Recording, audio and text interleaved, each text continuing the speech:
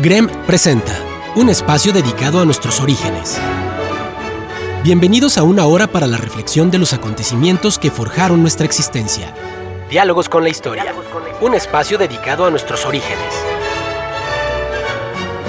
Encuentros con nuestro pasado. Diálogos con la historia.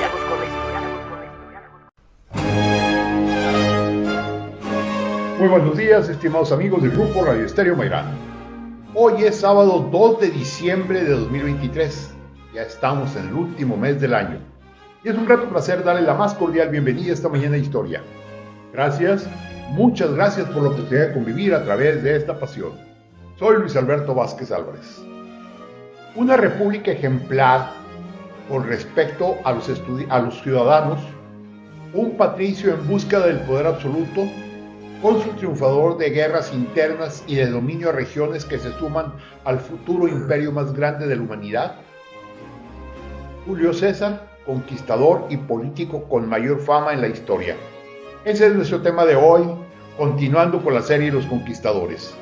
Y recuerden, distinguidas damas y caballeros amantes de la historia, que para nosotros escuchar sus opiniones nos enaltece, eleva nuestra calidad humana. Por ello les invitamos a que con toda confianza nos brinden su visión del tema y nos honren con ella. Con mucho agrado damos la más cordial bienvenida a nuestros amigos, siempre distinguidos invitados ya de casa, conocidos por su amor a la historia y el gusto por compartirla. Ignacio Alfonso Salcido Dávila, licenciado en Derecho, maestro en Derechos Humanos, dedicado al ejercicio de la abogacía. Doctor, muy buenos días. Carlos, muy buenos días y muy buenos días al auditorio. Muchísimas gracias por acompañarnos en esta mañana de noviembre. Carlos Humberto Huerta Ochoa, licenciado y maestro en Derecho, catedrático universitario y abogado consultor con acentuación en amparo. Hola, ¿qué tal? Muy buenos días, doctor Luis Alberto. Nacho, que se quedó atascado en el pasado. Primer sábado de diciembre. Bienvenidos a esta nueva aventura en nuestro amor y pasión por la historia. Y bueno, vamos a escuchar como música de fondo la obertura de la ópera Julio César en Egipto de Jorge Federico Händel. Y para iniciar nuestro diálogo, a mí me gustaría ubicarnos en el espacio y en el tiempo. Hablamos de Roma, una república bastante bien destacada. Ahorita yo voy a pedirles que hablemos de algunos aspectos de esta república, de sus organizaciones civiles, de sus organizaciones jurídicas, de su estructura política. Roma había nacido como una pequeña ciudad, había luchado tremendamente contra sus vecinos en el Lacio, había sido dominada, había tenido reyes que eran muy déspotas, y un día había logrado convertirse en república. La palabra república, que proviene de los vocablos latinos res, cosa, publicum, de todos, la cosa de todos, era entendida así. La república era la propiedad de todos los ciudadanos romanos. Claro que de los romanos, porque ahorita vamos a ver que había otro tipo de personas que habitaban en la República Romana que no eran ciudadanos. Y bueno, Roma va a tener una serie de luchas sociales, luchas políticas muy importantes, pero todas van a ser en el camino de la, podríamos decir, de respetar los derechos del pueblo romano. Y aquí yo quisiera invitar a que platicáramos un poco, por ejemplo, de la estructura política, cómo estaba considerado, porque hemos comentado en ocasiones que vemos en las calles de Roma una serie de letras que se repiten continuamente, que se refieren precisamente a que el pueblo y el Senado son de Roma. Y bueno, vamos a platicar un poquito de la estructura política de Roma. No sé quién quiere comentar, Nacho.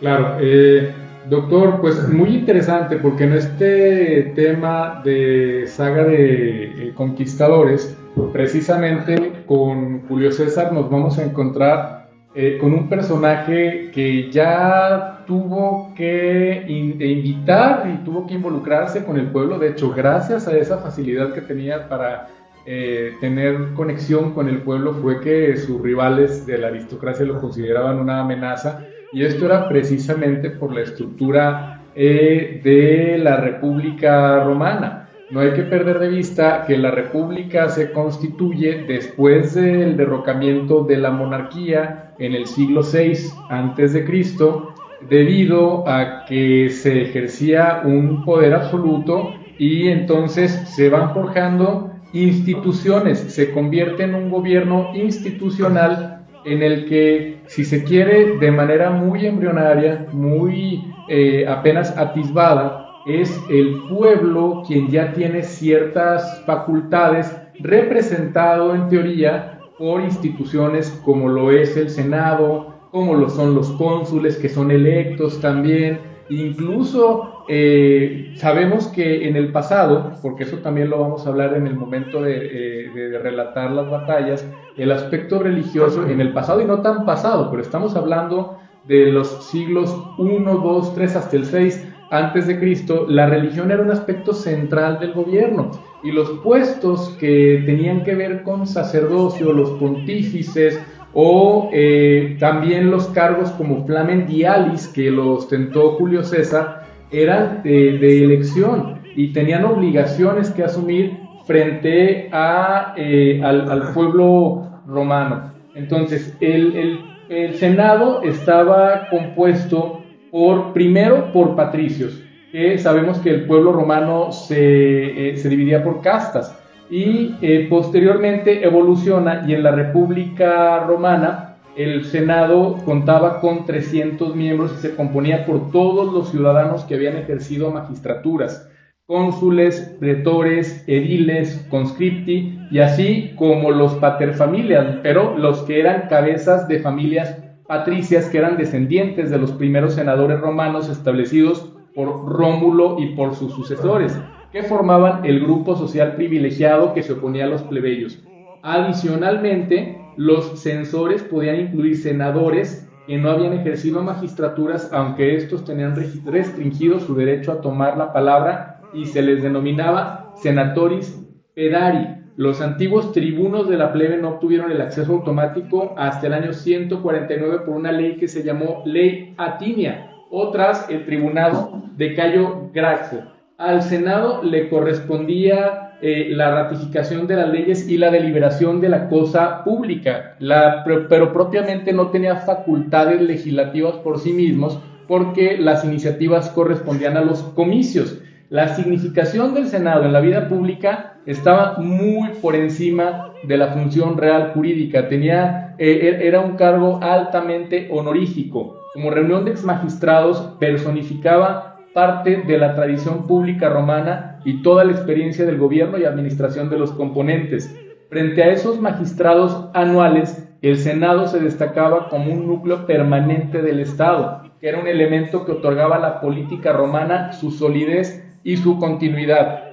En el pasado podemos vislumbrar lo complicado que habría sido sostener una organización política compleja como lo fue la República Romana, que incluso fue fuente del derecho romano. Es decir, hablar de la República Romana es hablar del derecho de Roma, y es hablar de instituciones jurídicas que perviven hasta nuestros días. Nosotros como abogados, litigantes... Pues sí, la patria potestas, la usucapión, los interdictos, todo esto es raíz de nuestro derecho, del derecho romano. Incluso el antecedente de los derechos humanos, el derecho de gentes. Principios de optimización tales como el cuidar las cosas como un buen padre de familia. Es decir, esas cosas, ¿de dónde vienen? Son principios que emanan del derecho romano. Y lo que yo quería comentar era que podemos imaginarnos la dificultad para mantener una estructura tan organizada, tan jerarquizada, que dependía de tantos factores, y aparte, desde luego, la genialidad de aquellos personajes que le dieron vida a la República Romana y que fueron capaces de generar, de moldear y de legarnos estas instituciones ya no centenarias, sino milenarias, que siguen sirviendo como principios básicos de regulación social. Ahora bien, yo quisiera preguntarles, ya que tocan el tema del derecho, Roma no se sentían los descubridores del hilo negro.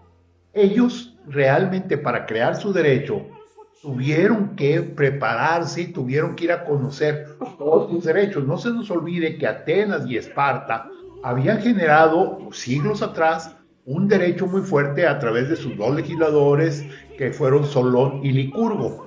Y los romanos conocían, sabían de esto, y entonces por ese camino prepararon el principio de su derecho romano. Así es, doctor, pero yo me pongo a ver un poquito más allá, una forma más analítica, en el sentido de que, ¿cómo vino esa transición? En pocas palabras, mandaron por un tubo a la monarquía. Así es. ¿Cuántas civilizaciones, como hablamos en programas anteriores, batallaron porque era duelo entre ciudades, estado, feudos? La mandaron literalmente al caño a la monarquía. Pero sin embargo, como está explicando ahorita mi amigo y hermano Nacho, fue una transición democrática así muy, pues así como con manita de puerco, porque no era, Nacho, no me den mentiras, por muchos principios y religión greca, dice cultura greco-romana, pues no fue muy democrática, que fue transicional, era la democracia, se elegía una élite, los cónsules, los pretores, en los requisitos que estás hablando de escalada, tenías que tener una carrera política, judicial, y nuestro personaje central, Julio César, aunque venía de la nobleza, patricio, pero era como quien dice venido a menos, ¿verdad? Por cuestiones políticas, económicas, o bloqueos entre ellos mismos, como lo vamos a ver con su triste final. Y yo quiero hacer un poco de referencia, antes de iniciar la grabación del programa, realmente este personaje tan mítico que, digo, le decía al doctor Alberto, ¿quién no interpretó en Hollywood a Julio César, desde Anthony Quinn, pasando en óperas, como es ahorita nuestro fondo musical, como dicen los jóvenes, en spin-off como películas de Cleopatra, o como leemos más adelante, en temas propiamente bíblicos? Entonces, es el presidente de este gran cónsul, historiador también, enamoradizo, déspota, pero de alguna manera como un poco más de ilustración. Bueno, aquí dejo este comentario para seguir debatiendo, mi estimado.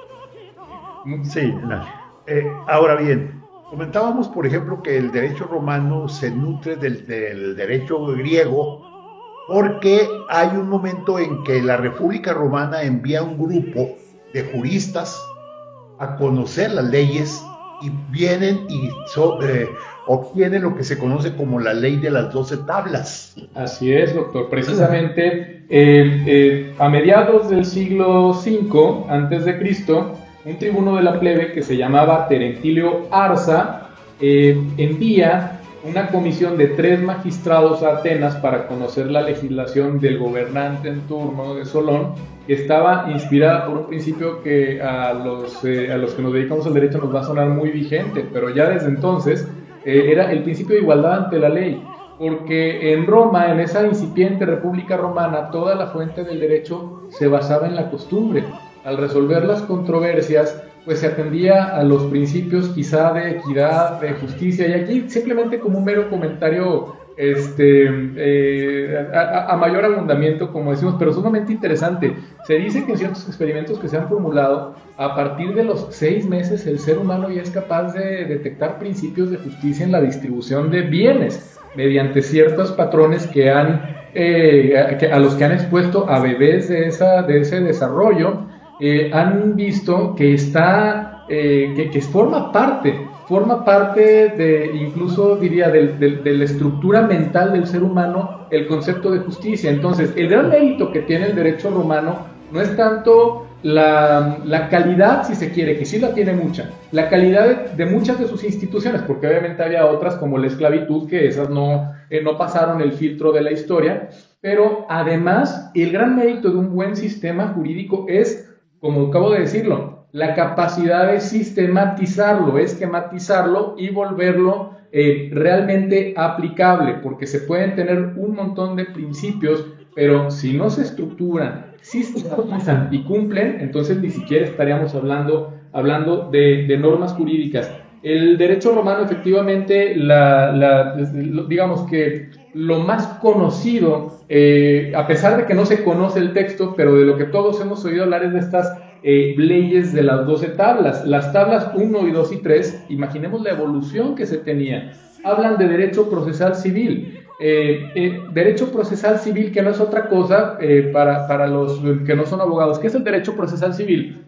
Si a ustedes, auditorio, el día de mañana una persona que le renta una casa les deja de pagar las rentas, ustedes van a tener que ir a un abogado, que el abogado va a tomar la legislación procesal civil para pedirle al juez, en esos mecanismos establecidos en esa ley procesal, que no es otro que los mecanismos para pedir justicia, que les devuelvan su vivienda. Entonces, era así de avanzado, ya se establecían los principios no nada más del derecho sustantivo, sino también del derecho adjetivo. Las tablas 4 y 5 contenían derecho de familia y sucesiones, y ahorita estamos hablando, en pleno siglo XXI, sobre si el derecho de familia pertenece o no al derecho civil, cuando en la ley de las 12 tablas inferimos que estaba dividido, y de hecho actualmente todavía todo código civil tiene un capítulo de sucesiones.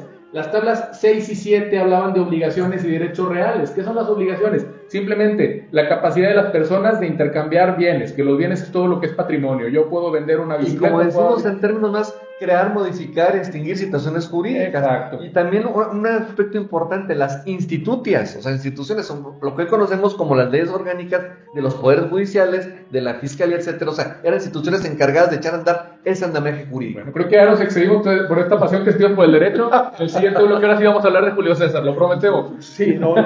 Yo sí quisiera, bueno, vamos a hacer una breve pausa, pero al regresar me gustaría hablar un poco de las luchas del pueblo romano en contra incluso de su propio senado para obtener privilegios. Pero vamos a hacer una breve pausa y continuamos.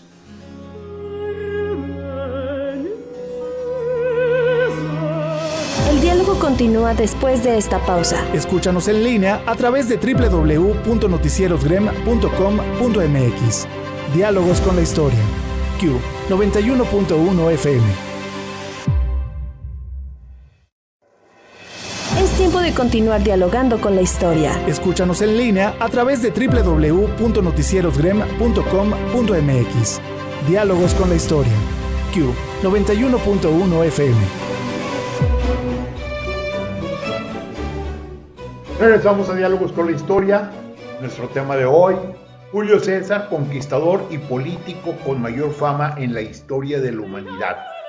Con nosotros, Ignacio Alfonso Salcido Dávila, licenciado y maestro en Derechos Humanos, dedicado al libre ejercicio de la abogacía, y Carlos Humberto Huerta Ochoa, licenciado y maestro en Derecho, catedrático universitario y abogado consultor con acentuación en amparo.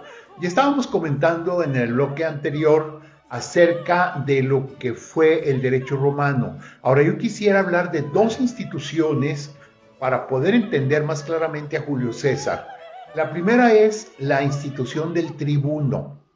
Se dice que cuando la primera parte de la República Romana, el poder estaba en el Senado, como siempre lo estuvo, pero era un poder prácticamente absoluto. Y el pueblo tenía carencia de algunos derechos, aunque poseía algunos, otros no. De hecho, no tenían una representación formal en el gobierno como pueblo, como gente digamos, que no tenía recursos económicos muy altos. Y fue entonces cuando se hizo una famosa huelga, vamos a llamarle así. El pueblo se retiró de Roma a una de las colinas, recordemos que Roma es la ciudad de las 7 colinas, a una de las colinas, y en ellas decidieron no regresar a Roma hasta que hubiera ciertas condiciones político-sociales que les dieran valor.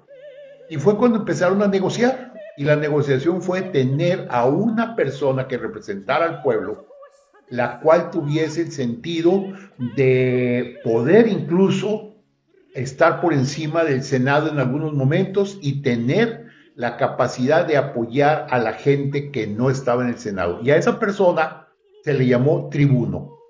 Y por eso encontramos que siempre va a haber tribunos que van a defender al pueblo. Digamos que el tribuno sería el equivalente a un ombudsman actual que defiende derechos, o a un diputado. Pero un ombudsman defiende los derechos de un colectivo, no necesario, o sea, de un colectivo. Pero aquí el tema es que el tribuno era representante de un cierto segmento que tenía identidad propia. Incluso la figura del tribuno surge derivado de que amenazan a los patricios con formar pueblos propios, es decir, los vinculaba a un sentido de identidad más allá de un sentido de defensa colectiva. Yo creo que un tribuno para una cuestión así rápida sería como un alcalde, pienso. O sea, que obviamente, pero que tenía las facultades para defender su tribu, oponiéndose incluso al gobierno central. Sí, que o sea, fue una verdadera conquista de las tribus, de allí la palabra tribuno, de las tribus que tuvieron que ejercer su poder de mayorías para decir, si no somos parte y formamos un pueblo y entonces nos separamos, ¿sí? Y era ese representante de ese grupo conformado por esos principios de identidad que tenían principios en común, porque un ombudsman es algo mucho más abstracto que tiene que ver con... Aquí más bien era a una identidad de un sector de la población, más que un territorio, es decir, sí. Por eso dije alcalde, no tanto como un gobernador. O el equivalente aquí como el club, ¿no? De los empresarios, del club de los artesanos, así es como un poco más gremial se puede decir, pues de intereses así muy bien definidos. Pero ¿verdad? por ejemplo, los empresarios no van a formar un pueblo, o sea, pero Torreón sí podría, o sea, por eso la analogía para mí va por ahí. O los colonos del norte, los del sur, así exactamente, ¿sí? Más o menos algo de identidad, más que territorial, regionalidad, como identidad así cultural, social. Y yo creo que es algo histórico, sobre todo por la importancia, que es, yo pienso, doctor, usted es expertísimo en historia, pero pienso que quizás es la primera vez que se tiene un registro sólido en el sentido de que una clase social vulnerada reivindica sus derechos y es capaz de tener un mecanismo de exigir respeto porque podían incluso demandar a los romanos. Así es, sí. Sí, es un caso excepcional en la historia de la humanidad, el tribuno romano. La segunda figura que yo quiero destacar del derecho romano es muy especial. Los romanos, a partir precisamente de ese momento, se vuelven muy celosos de sus instituciones, de su libertad, del respeto a la democracia romana como se manejaba entonces. Pero resulta que Roma se va a enfrentar muchos conflictos con los pueblos vecinos, problemas internos de Roma y demás. Roma se va a dedicar a la guerra. Hay una versión de que había un templo en el centro de Roma dedicado al dios Apolo, al dios Marte, al dios de la guerra, y que ese templo permanecía abierto mientras alguna legión romana en alguna parte del mundo conocido entonces estuviera combatiendo. Y se dice que ese templo rara vez se cerraba, por lo general siempre estaba abierto porque siempre Roma estaba en guerra. Pues bien, muchos conflictos, sobre todo al principio de que Roma empieza a surgir como una potencia, era difícil resolverlos por 300 senadores o por mucha gente que se metía allí, cónsules y demás. Y entonces optaron por una figura con un nombre que hoy tiene un sentido muy peyorativo, que muchos ignorantes lo usan sin saber de qué están hablando, que era el dictador. Resulta que Roma, cuando tenía conflictos graves, buscaba uno de sus más destacados ciudadanos y lo nombraba dictador. El dictador venía a superar incluso lo que eran las facultades del Senado. Adquiría por un tiempo determinado y para el conflicto específico para el que se le nombraba dictador, un poder total. Y todo el mundo tenía que obedecerlo. Este dictador, pasado el conflicto, resuelto el problema, dejaba el poder y Roma volvía a su estatus normal. El más famoso de todos los dictadores fue Cincinato, un patricio que vivía en el campo, el cual tenía una capacidad muy grande para gobernar y demás, pero a él le gustaba vivir en sus tierras, labrar sus tierras, su ganado, cuidar su ganado, etc. Pero cuando hubo crisis fueron por él, lo trajeron. Le entregaron el poder absoluto de Roma para resolver el conflicto y Cincinato, una vez que lo resolvió en algo así como 4 meses, no en los 6 que le daban, devolvió el poder. Y aunque le decían, todavía te quedan 2 meses, quédate en el poder, él dijo, no, ¿saben qué? Ahí muere, adiós, ya gracias. Y se fue. Hubo una segunda ocasión con un conflicto interno y volvieron a traer a Cincinato, lo volvieron a nombrar dictador y Cincinato volvió a devolver el poder una vez que resolvió el problema. Ahora le decían que se quedara e inclusive le ofrecieron la corona y Cincinato dijo que no.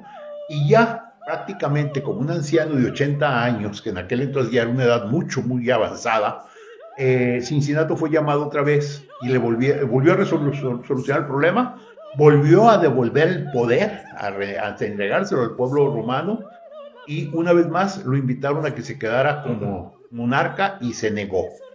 El caso de Cincinato ha sido tan famoso que los padres de la patria de Estados Unidos nombraron a un estado en honor de él, ¿sí? Y a la fecha Cincinato sigue siendo un ejemplo único de alguien que tuvo el poder absoluto como dictador e hizo perfectamente buen uso de él, y por eso los romanos siguieron hablando de dictadores, y precisamente uno de esos dictadores va a ser Julio César.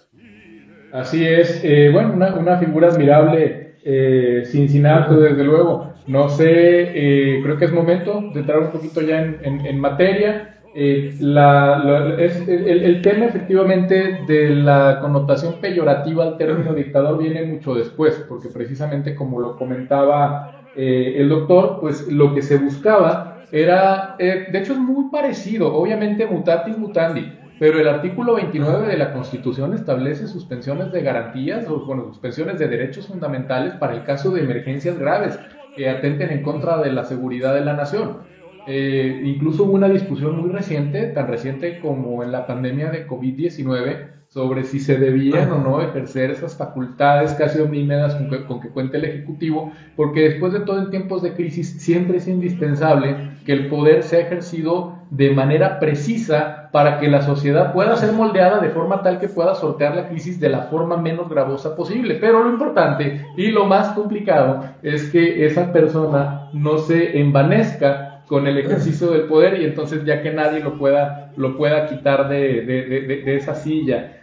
Vamos a hablar un poco entonces de Julio César, un personaje que está conectado con nuestro personaje histórico anterior, porque se dice que Julio César, cuando tenía exactamente la misma edad de Alejandro Magno y encontrándose en una campaña bélica ante una estatua de Alejandro Magno, llora.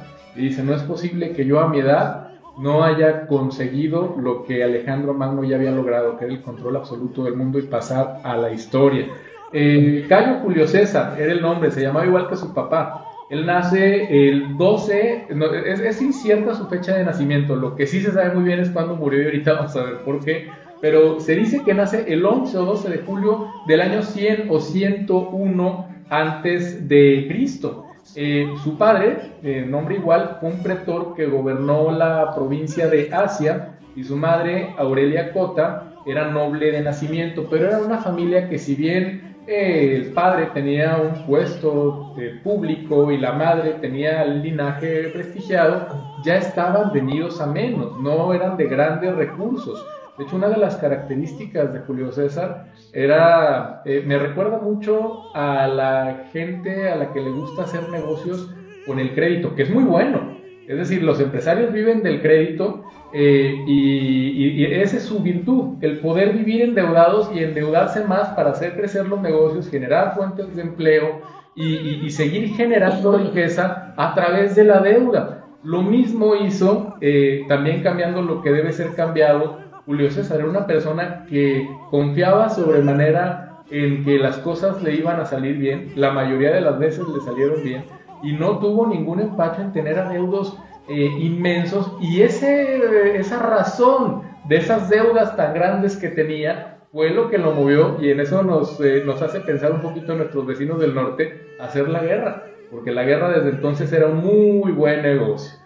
A diferencia de ahorita, que los móviles tienen que ver más con cuestiones económicas directas y no con el saqueo, aunque también con el saqueo, disfrazado de maniobras políticas, ¿por qué no? Pero antes era un saqueo directo. Es decir, si, como lo hizo César, conquistan la Galia, se hacían de las riquezas de la Galia. Entonces, era un personaje sumamente arrojado, que, haciendo rápido una síntesis antes de entrar en detalles de su vida, tuvo también la virtud de saberse ganar al pueblo mediante principios y leyes que constituyeron reivindicaciones para sectores de la población, para militares en retiro, para la gente que no tenía recursos, e incluso, digo, y aquí es creo que adecuado hacer un breve spoiler, porque todos sabemos cómo acaba Julio César. A los conspiradores que provocaron su muerte les sale mal la jugada, porque lo que provocan es la ira del pueblo.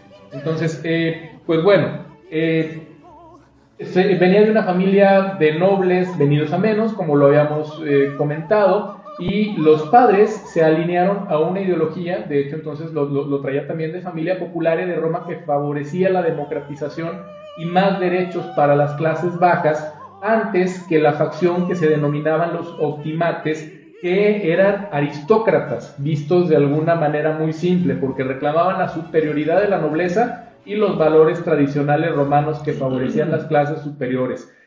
Los optimates y los populares no eran partidos políticos, eran simplemente ideologías que podía tener la población independientemente del sector o de la clase o de la tribu o del linaje que tuvieran y al que pertenecieran.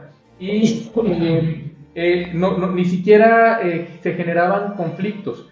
El concepto de pedir apoyo a la gente en lugar de solicitar aprobación al Senado romano funcionó muy bien para César más tarde. Cuando tenía 16 años, y esto es algo que lo marca, su padre murió y entonces por tradición romana él se tiene que hacer cargo de su familia, se convierte en la cabeza de la familia muy joven. Decidió en primer término que una manera de escalar en la vida pública era pertenecer al sacerdocio y entonces logró ser nominado, gracias a las influencias de su madre, como Flamen Dialis. Flamen Dialis era un sacerdote supremo de Júpiter. Esto tenía sí derechos, pero también muchas obligaciones que luego le constituyeron una carga y por eso se deshizo de esa investidura.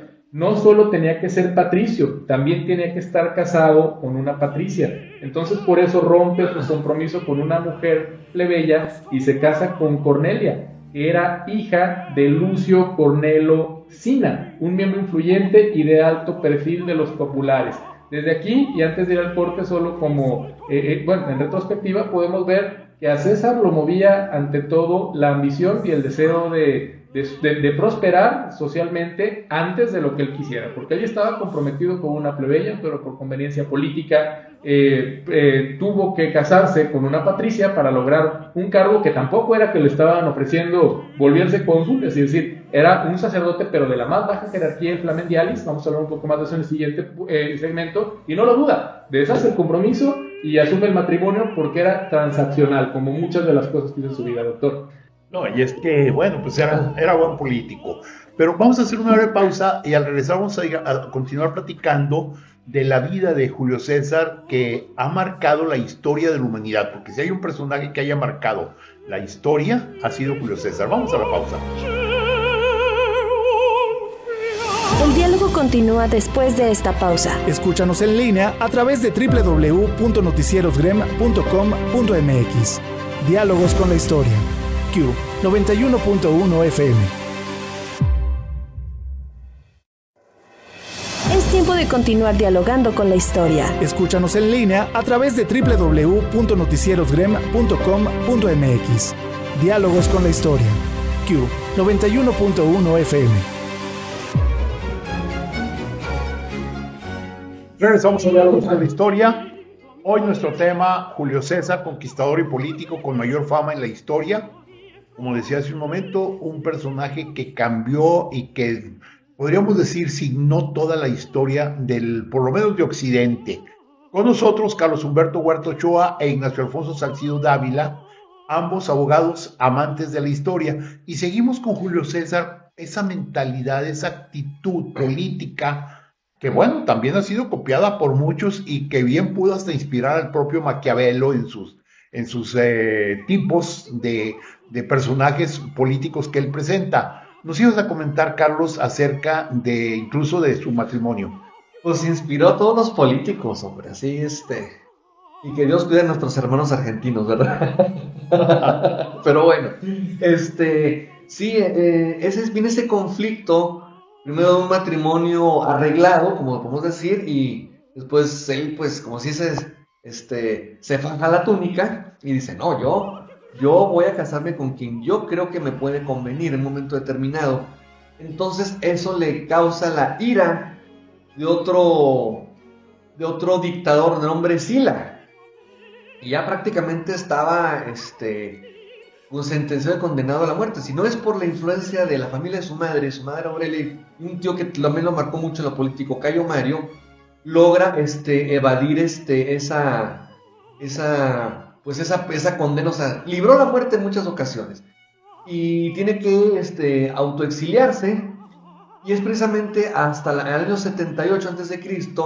cuando muere Sila y regresa por un tiempo y ejerce la abogacía. Bueno, pues así. Pero ahí nos deja Carlos, perdón, solamente como breve acotación, una frase que nos revela mucho de su carácter. Cuando le dicen que no puede estar casado con quien está casado, dice: solo César decide sobre César. Así es. Oye, eso es trascendente, porque vamos a poner ejemplos en donde César tiene una capacidad increíble y se sabe vender, de acuerdo con lo que acaba de comentar el licenciado Salcido.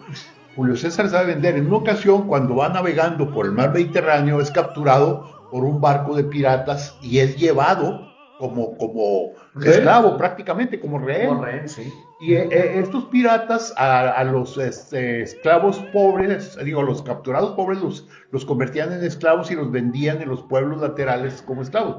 Pero a los que parecían tener dinero, los guardaban y pedían rescate por ellos. A Julio César descubren que pertenece a una familia rica de Roma y entonces deciden pedir un rescate de 20 talentos. Y Julio César se burla de ellos, delante de ellos. Que cómo van a pedir 50 talentos por él, y se asombran, pues no saben de qué está hablando. Dice: yo valgo 50, pidan 50 talentos por mí. Y nomás les digo una cosa: cuando yo sea liberado por ustedes, los voy a perseguir y los voy a matar a todos. Pues esto demuestra precisamente que Julio César sabía lo que quería. Efectivamente, los piratas piden 50 talentos por él, que difícilmente son conjuntados, pero finalmente pagados. Julio César regresa a Roma ya liberado, construye barcos, prepara una flota completa, persigue a los piratas, los mata a todos, a los principales líderes de ellos, los crucifica. Este es el Julio César que conocemos y que la historia nos platica. Así es, doctor. Entonces, solo aquí como una breve, también una breve acotación a este tema muy interesante. ¿Cuánto era un talento? Un talento valía entre 4,000 y 6,000 denarios. Y un denario es un día de salario. Si hacemos la equivalencia, a César le dicen: te vamos a liberar, pero siempre y cuando nos paguen 20 talentos. Y él dice: no, yo valgo 50. Él decía, el equivalente actual, como mínimo, pidan por mí 63 millones de pesos. O sea, no vayan a pedir menos porque se los van a dar. Pero aparte, esta anécdota nos deja otro mensaje sobre cómo se conducía, no sobre nada más cómo se apreciaba a sí mismo, sino sobre cómo se conducía él. Él entabló una muy buena relación con los piratas y repetidamente, pero pensaban los piratas que era broma, les dijo: cuando me liberen los voy a perseguir y los voy a crucificar a todos. Y los piratas le dieron buena acogida y decían: seguramente está pues no muy bien de su mente, ¿no? Porque lo tenemos secuestrado. Entonces todavía nos dice que pidamos más rescate. Se los dieron y todavía les decía: los voy a perseguir y los voy a crucificar. Pero ¿qué es lo que hace? Efectivamente, cuando los piratas lo liberan, les da alcance y los manda a crucificar. Pero aquí nos revela dos cosas. Al mandarlos crucificar, en cierto sentido, no sé si síndrome de Estocolmo, pero estaba agradecido con ellos por haberlo tratado bien durante su cautiverio. Y para que no sufrieran, les corta el cuello antes de crucificarlos, pero los crucifica. Entonces esto nos habla de que él hacía lo que decía que iba a hacer, pero por otra parte lo que decía revela con cierta, que sí, obviamente con mucha crueldad, pero revela que desde entonces era más o menos misericordioso, si se le quiere ver así, porque no los quiso hacer sufrir. Viendo los estándares de la época y sabiendo que la crucifixión es el método más doloroso de asesinato. Y precisamente, como dato curioso, esa piedad no era bien vista, porque la piedad es propia de los monarcas. Y desde entonces hubo personas que empezaron a advertir esa forma de desenvolverse en las cosas o en las cuestiones en las que César tenía que ver, y decían: este señor se siente magnánimo y tarde o temprano se va a querer volver rey, porque, y eso lo vamos a ver después, el perdonar le salió muy caro a Julio César a la postre. Perdonó muchos. Así es. Bueno, pues lo que decía lo cumplía, independientemente de esas características tan particulares como para mandarlo a terapia, ¿no? El señor de haber tenido esa visión. Pues bueno, independientemente de esas cuestiones incidentales con el mundo de la piratería, sirvió como cuestor en la provincia de Hispania Ulterior, edil con su curul en Roma, y como ya en esa magistratura, pues aquí viene la frase: al pueblo pan y circo. Ofreció muchos espectáculos al pueblo, imagino, y el Coliseo Romano, todas las fiestas, todo, que ha sido ilustrado en muchísimas películas acá de Hollywood, ¿verdad? Y asentados también en textos. Pero eso era muy común, y aquí el tema es que esos festejos y ese echar la casa por la ventana fueron por la personalidad. Fueron empleados por él, pero fueron empleados por él de una manera todavía, más cruda para envanecerse. Y lo hizo, como ya he comentado en el bloque anterior, lo hizo con dinero ajeno, no lo hizo con dinero propio. Es decir, lo único que hacía era endeudarse cada vez más para conseguir sus fines, pero a sabiendas de que más tarde o más temprano, quién sabe cómo, pero iba a poder pagar. Bueno, y al que principalmente le debía era nada menos que a Craso, que era el hombre más rico de Roma. Así es. Y con quien posteriormente va a tener que buscar una alianza.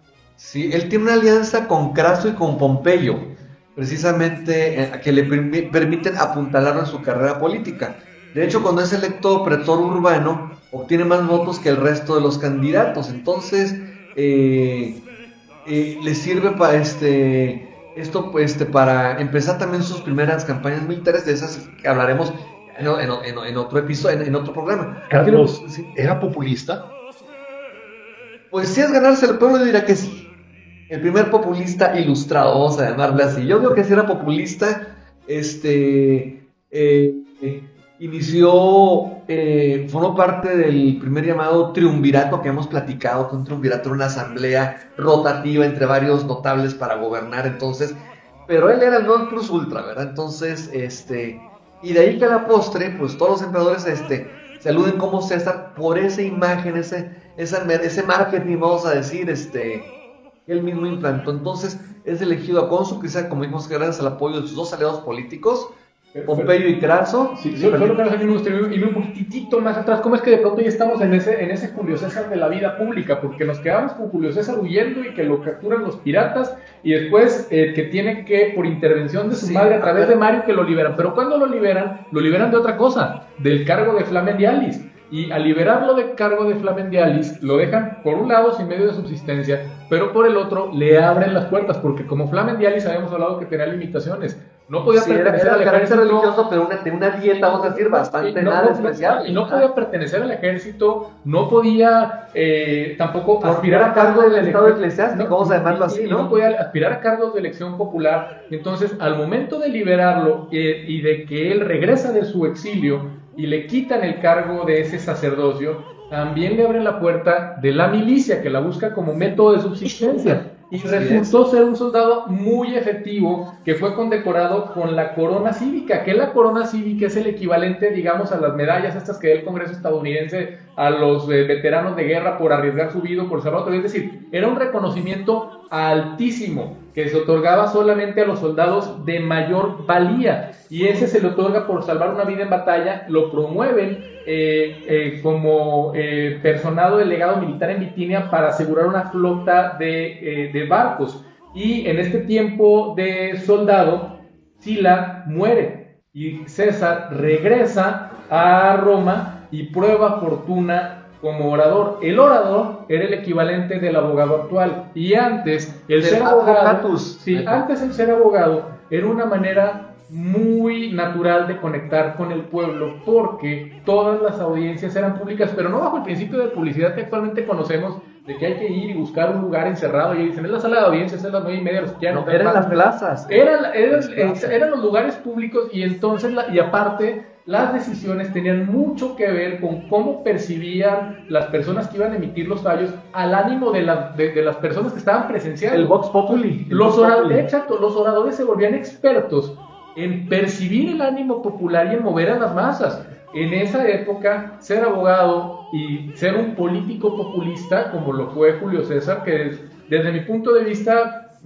Es progresar, porque veía por el pueblo cuando no se veía tanto por el Cuando pueblo. nadie había visto por el pueblo. Pues no, ser populista no es esencialmente ser malo. Exacto, es que así como dictadores antes no era peyorativo, también populista no es peyorativo. Es el pueblo. Exacto, está mal contextualizado, ¿no? Él era populista en el sentido de que tomaba en cuenta la opinión del pueblo y se volvió muy bueno consiguiendo la aprobación de la gente, sabiendo mover las masas a través de su tarea como abogado, como orador, y resultó ser muy exitoso. Porque otro tema, aparte de que era en cierto sentido un gran militar, no sé... Sin formación militar, Ignacio, sin formación... Pero ni siquiera no un genio como un Alejandro Magno, no un genio como un Napoleón Bonaparte, como Atila, pero sí un gran militar, pero era un personaje mucho más completo, porque él escribió tratados, y tratados de muchas materias, incluso mucho de lo que conocemos de su historia es gracias al legado que nos deja sobre su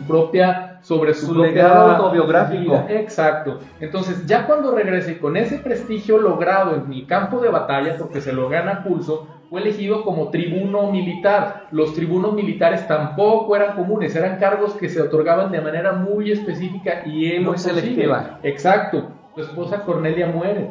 Y cuando su esposa Cornelia muere, también hace algo que lo hace ganarse el ánimo del pueblo, porque antes no era común que un personaje le dedicara a su esposa algún discurso o algún rito funerario que fuera, digamos, público, y aparte en el que de manera pública también revelara su dolor, y así lo hace. Él pronuncia un discurso muy sentido por la muerte de Cornelia, y esto también le hace ganar muchos más adeptos, porque siempre el mostrar en los personajes que son fuertes y que están en una institución de poder, el mostrar sensibilidad y cierta vulnerabilidad, pues también les gana la confianza de las personas que representan. Ya cuando sube y es prominente en Roma, tiene ahora sí prestigio para apoyar a Pompeyo y impulsarlo para generar el que después pasaría a ser como Pompeyo Magno. Y durante ese tiempo se alía con Marco Licinio Craso, que sí, era uno de los hombres más ricos de la República Romana, y se piensa que Craso ayudó a financiar la apuesta de César para ser elegido para el puesto Por de supuesto. Máximo. Y ahora sí ya llegamos a donde los dos brazos, su brazo político y su brazo financiero, como en todos lados. Entonces, un poquito más atrás, entonces era el brazo militar, el brazo financiero y el político. Así es. Ese triunvirato estaba, pero en español la puedo dar. Ajá. Mejor que las coaliciones que estamos viendo ahorita, pero bueno, sí, entonces definitivamente empoderado literalmente, sí. Entonces es el primer, durante el consulado de Marco Calpurnio Bíbulo, les toca precisamente toda esa transición. Pero bueno, creo que nos quedamos cortos realmente con esta situación, porque vienen más batallas, las guerras gales, que es un capítulo súper interesantísimo. Es el primero que se aventura en penetrar los territorios de Britania y Germania.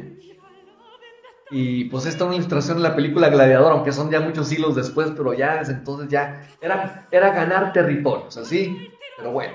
Y bueno, ya que tocaste ese tema, bueno, en el próximo programa, el próximo sábado que sigamos hablando de Julio César, ahora sí, ya el conquistador, vamos a conocer algunas tácticas militares que empleó, que todavía siguen sorprendiendo a la gente, e inclusive no solamente me refiero a las batallas, sino a los ardides que generó para crear un ambiente muy propicio a favor de las legiones romanas, la forma como las manejó. Y bueno, pues yo quiero agradecerles, muchas gracias, Carlos Humberto Huerta Ochoa. Gracias, doctor.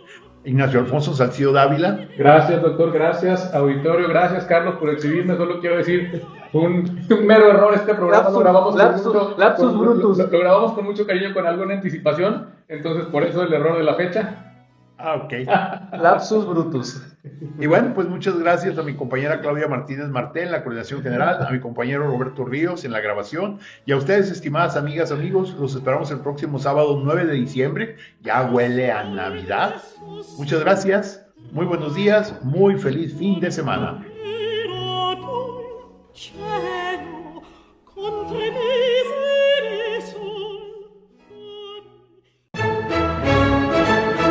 GREN presentó Diálogos con la Historia. La charla concluye por esta semana, pero nuestra raíz es extensa, por lo que te invitamos a debatir el tema en nuestra próxima emisión. Encuentros con nuestro pasado. Diálogos con la historia.